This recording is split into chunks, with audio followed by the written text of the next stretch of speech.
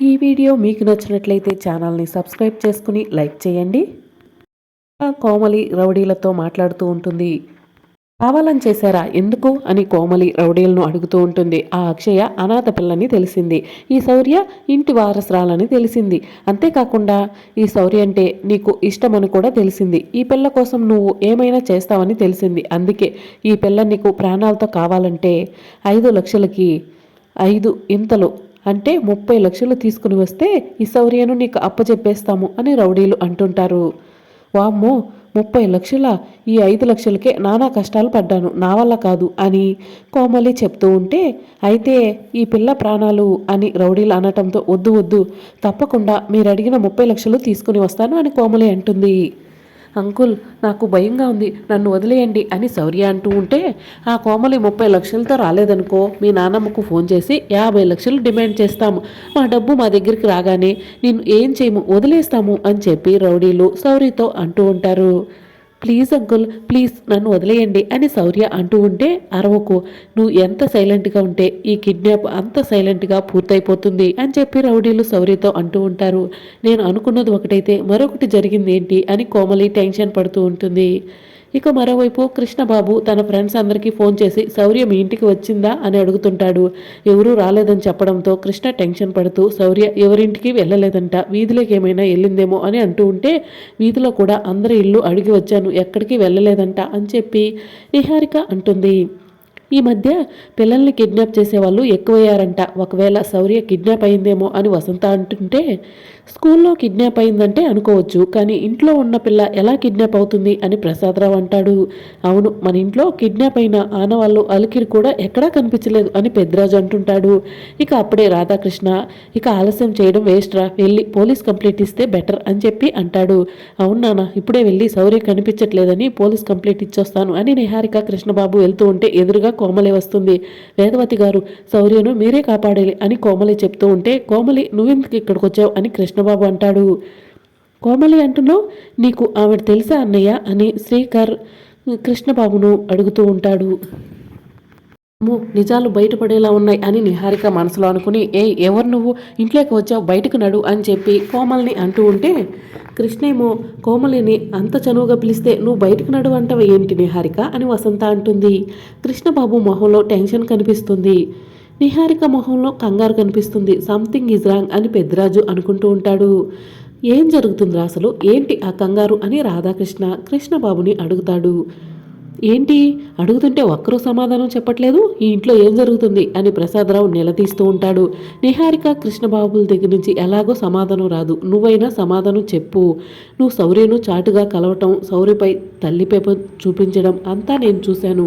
నీ గురించి ఎంక్వైరీ చేయగా నీకు కృష్ణబాబుకు మధ్య ఉన్న సంబంధం తెలిసింది. నువ్వు జరిగిందంతా అత్తయ్య మామయ్యలకు చెప్పు, నీకు తప్పకుండా అత్తయ్య మామయ్య న్యాయం చేస్తారు అని అవని కోమలితో చెప్తుంది. జరిగింది జరిగినట్టు చెప్తానండి అని కోమలి చెప్తూ ఉంటుంది. కోమలి ఆగుతావా అని కృష్ణబాబు అంటూ ఉంటాడు. నీ వల్ల నాకు ఒరిగింది ఏమీ లేదు. కూతురు ప్రాణాల గురించి కూడా ఆలోచించకుండా ఇప్పుడు నేను నిజాలు చెప్పకపోతే కూతురు అక్కడ ప్రాణాప్రాయంలో పడుతుంది, నిజాలు చెప్పేస్తాను అని కోమలి అంటుంది. ఎవరెవరో వచ్చి ఏదేదో చెప్తారు, అవన్నీ మీరు నమ్మేస్తారా అని నిహారిక అంటుంది. వాళ్ళు ఇంకా ఏం చెప్పలేదు, మీరు ఎందుకు ముందే కంగారు పడతారు అని అవని అంటుంది. కోమలి, నువ్వు నిజం చెప్పు అని అవని అంటుంది.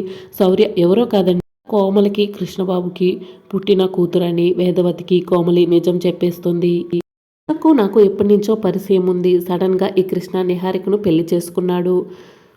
సంబంధం పెట్టుకుని నిహారికను ఎందుకు పెళ్లి చేసుకున్నావు అని నిలదీస్తే, మాది సాంప్రదాయమైన కుటుంబం, నువ్వు అల్లరి చేస్తే పరువు పోతుంది అని చెప్పి నన్ను ఉంపుడు గతిగా ఒక మూలన ఉంచేశారు.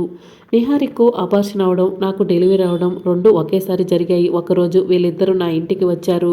నా మొహాన డబ్బులు కొట్టి పాపను తీసుకుని ఇక్కడికి వచ్చి సరగసి పద్ధతి ద్వారా బేబీని కన్నామని చెప్పారు. ఇక అప్పటి నుంచి అవసరాలకు కొంత డబ్బిస్తూ మేనేజ్ చేస్తున్నారు. ఇదండి అసలు జరిగింది అని చెప్పి కోమలి వేదవతి కుటుంబానికి నిజం చెప్పేస్తుంది. ఇక వేదవతి కుటుంబం అంతా షాక్ అవుతారు.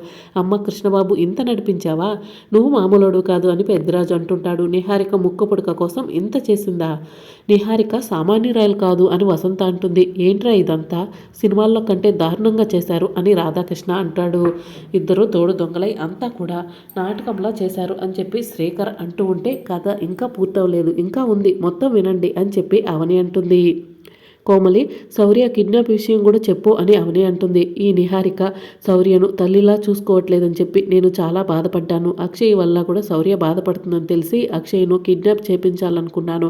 అందుకే రౌడీలకు ఫోన్ చేసి అక్షయ్ను కిడ్నాప్ చేయమన్నాను. అక్షయ్ అనాథ పిల్ల, శౌర్యను కిడ్నాప్ చేస్తే వారసురాలు కాబట్టే ఎక్కువ డబ్బులు వస్తాయి.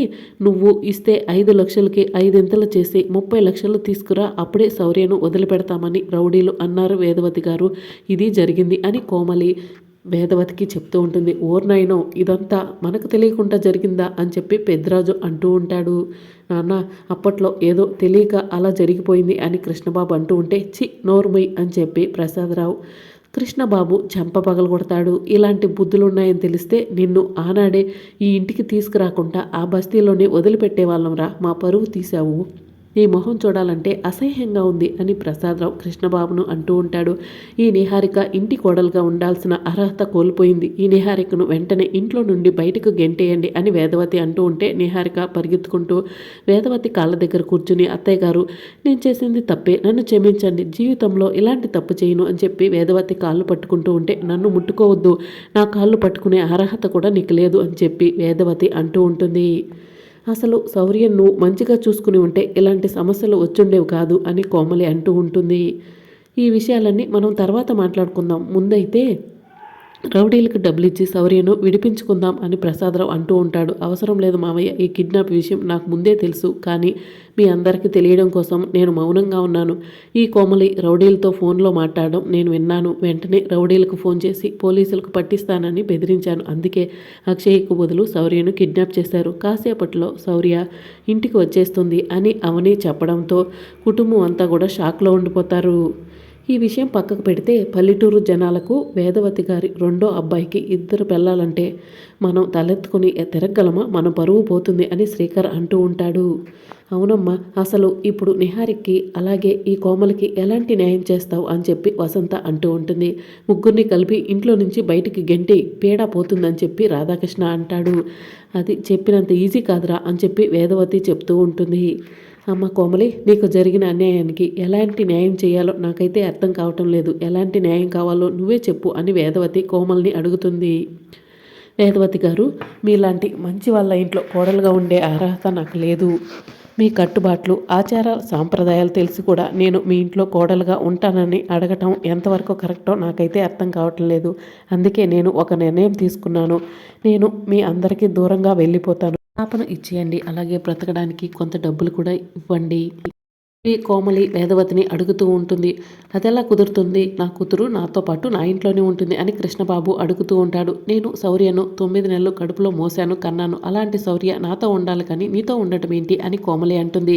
కుదరదు, శౌర్య నా కూతురుగా నా ఇంట్లోనే ఉంటుంది అని కృష్ణబాబు అంటూ ఉంటే, నేను కాబట్టే ఈ ఇంట్లో కోడలి స్థానాన్ని అడగకుండా శౌర్యని తీసుకుని వెళ్ళిపోతా అంటున్నాను. ఇంకెవరైనా అలా అడుగుతారా? నాకు నా బిడ్డ శౌర్య కావాల్సిందే అని కోమలి అంటూ ఉంటుంది. ఇక అప్పుడే శౌర్య ఇంటికి వచ్చి, కృష్ణ నేను వచ్చేసాను అని చెప్పి అంటూ ఉంటే కోమలి చాలా సంతోషంగా శౌర్యను దగ్గరికి తీసుకుని ముద్దు పెట్టుకుంటూ ఉంటుంది. నువ్వు ఎవరు, మా ఇంటికి ఎందుకు వచ్చావు, నా పైన ఎందుకు అంత ప్రేమ చూపిస్తున్నావు అని శౌర్య కోమల్ని అడుగుతూ ఉంటే, నువ్వు ఇలా రా శౌర్య అని చెప్పి కృష్ణబాబు కోమలి చేతిలోంచి శౌర్యను లాగేసుకుంటాడు.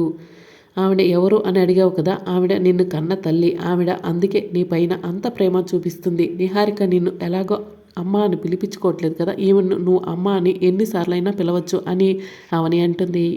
ఇక శౌర్య షాక్ అయి, నువ్వు మా అమ్మవా, అందుకేనా నన్ను దొంగచాటుగా కలిసి నాపై అంత ప్రేమ చూపిస్తున్నావు అని శౌర్య అంటూ ఉంటే, అవునమ్మా, నేను మీ అమ్మని ఒక్కసారి నోరారా అమ్మ అని పిలువు అని కోమలి అడుగుతుంది.